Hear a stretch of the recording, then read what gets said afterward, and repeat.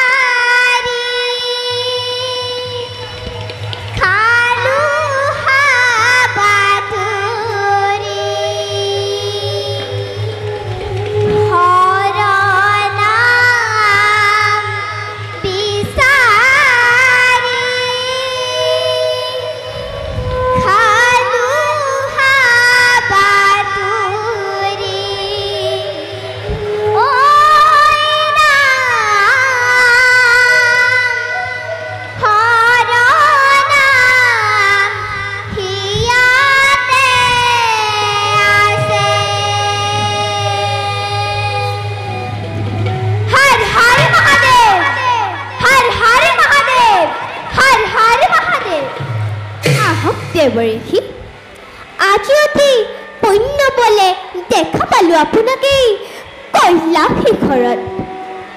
কওকচোন দেৱঋষি, জগতৰ কুশল বাতৰি। দেৱী দেৱঋষি, নাই তেনে বিশেষ বাতৰি। কৰ্তব্য পালনৰ হেতু ভূমি ত্ৰিভুৱন আহি পালো কৈলাশ শিখৰ। দেৱঋষি, ত্ৰিভুৱন ভ্ৰমণ বাসনা অকস্মাতে যাকে কি কাৰণ? দেৱী, মাজে মাজে দেৱনাৰায়ণে ভিন্ন ৰূপ ধৰি হয় অৱতাৰ। আজি ময়ো তেনেভাৱে পৰৰ কাৰ্যত নিমন্ত্ৰণৰ ভাৰ লৈ পৰৰ যজ্ঞত প্ৰৱেশিলো আজি কৈলাশ শিখৰ। দেৱঋষি, দেৱী, কোনে এনে মহান যজ্ঞ কৰি আয়োজন? ত্ৰিভুৱন কৰে নিমন্ত্ৰণ। দেৱী, নুশুনিবা নাম সিজনাৰ? দেৱঋষি, একমাত্ৰ কৈলাশৰ বাদে সকলোকে নিমন্ত্ৰণ সেই যজ্ঞলৈ। কি ক'লে দেৱঋষি?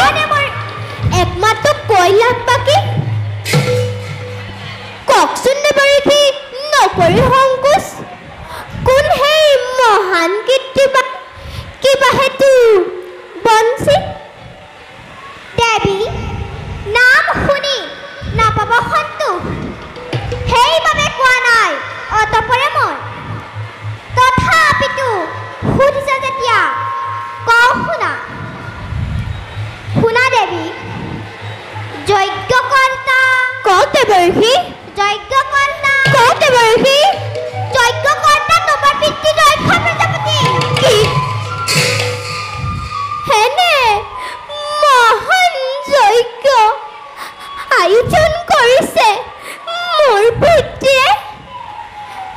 তথাপিতো নিমন্ত্ৰণ নাপালে মোৰ স্বামীয়ে কিয় বাৰু এনে ভাৱ অৱহেলা কৰি নিজৰ কন্যাক এনেহেন দেৱতাক মোৰ নহয় নহয় দেৱঋষি চৰণত ধৰি মই বুজাম পিতৃক প্ৰভু দিয়া আশীৰ্বাদ যাওঁ মই পিতৃৰ গৃহে নগৰী পলক অসম্ভৱ অসম্ভৱ অসম্ভৱ সতী বিনা নিমন্ত্ৰণে নোৱাৰা কদাপি যাব তুমি পিতৃৰ গৃহলৈ প্ৰভু পিতৃৰ গৃহে কন্যা যাব পাৰে বিনা নিমন্ত্ৰণে নোহে তাত কোনো অপৰাধ নাৰায়ণ নাৰায়ণ দেৱী মই মাগিলো বিদায় অপৰাধ কৰিব পাৰো না সতীসকলৰ এই গৃহ কন্দলৰ ভাগ মই ল'ব নোৱাৰো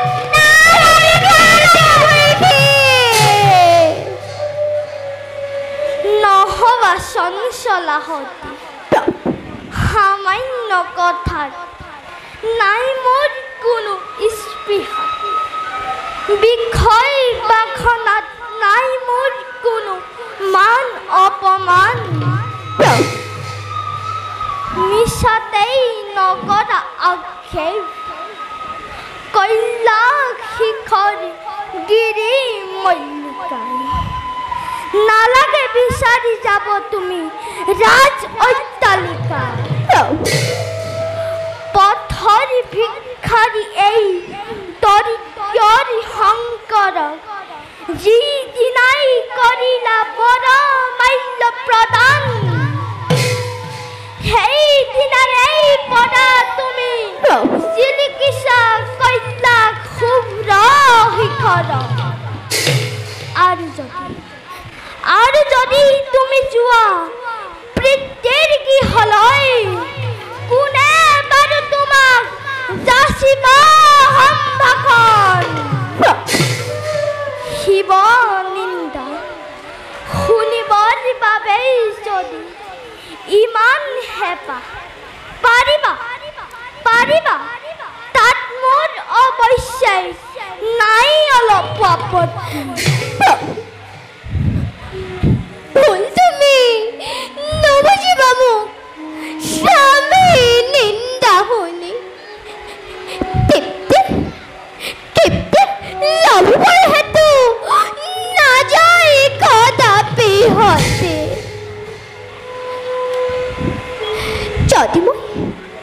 যদি মই পিতৃৰ গৃহলৈ যাওঁ কোনে বাৰু আদৰ সম্ভাষণ জনাব মোক আৰু যদি সেই চেষ্টা ব্যৰ্থ হয় তেতিয়া কি কৰিবা সতী প্ৰভু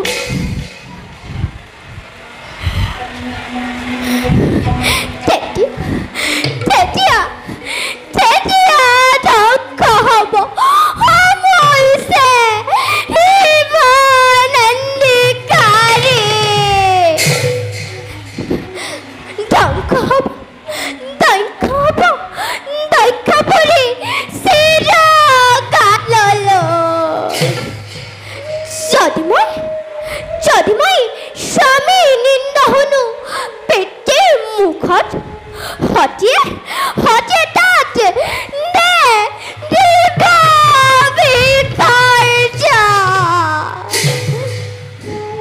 সেই কথা নকলেও মই পাৰিছো বুজিব সেইবাবেই তোমাক বাৰে বাৰে কৰিছো বাৰণ সতী তুমি থাকা মোৰ বুকুৰ মাজতে আৰু মোক একোকেই নালাগে তোমাৰ কোমল স্পৰ্শত অভিনৱ সাজে মই সাজিছো কৈলাশ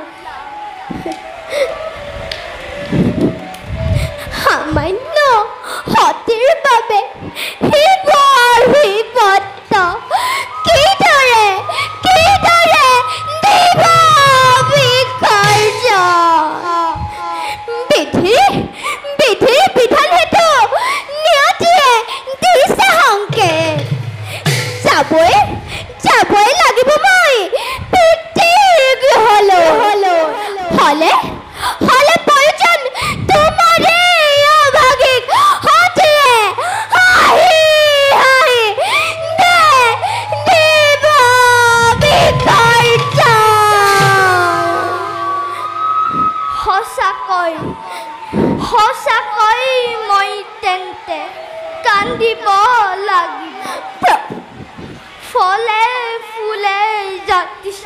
পৰীক্ষাৰ এই কৈলাশ শিখৰ নিমিষতেই হ'ব শ্মশানত পৰিণয় প্ৰলয়ৰ তত্তৰৰ ধৰি নাচিব লাগিব পুনৰ পগলা সংসাৰ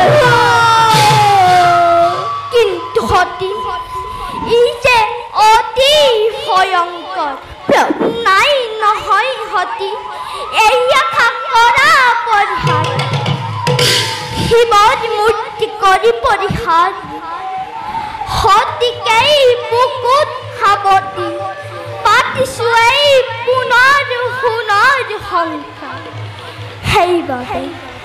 সেইবাবেই সতী মোৰ কল্যাণী শিৱান এনেভাৱে নিদাৰুণ হৈ শিৱ হেতু সন্মানত সামান্য যজ্ঞত কিবা তৰেই দিব নিষ্প্ৰাণ বিসৰ্জন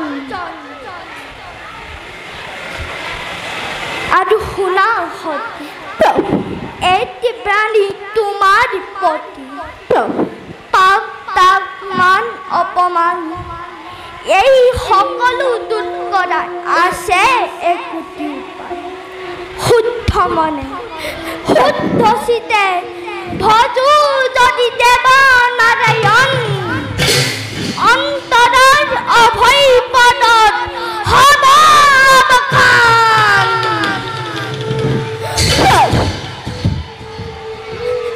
তাকে মই শ্ৰীচৰণৰ যোগে যোগে জন্মে জন্মান্তৰে আপোনাৰে হেম চৰণ হ'ব পাৰে এই দেহ ৰূপান্তৰ আত্মা তোমাতেই লয় আঁতৰাই দিয়া প্ৰভু সামান্য কুঁৱলী এই বিশাল বিশ্বৰ তুমি নিজেই অধিকাৰী ধন্য সতীৰ তাপ বলে পোহৰাই দিলাজি জ্ঞান চক্ষু মোৰ মায়াত পাখত আবদ্ধ হৈ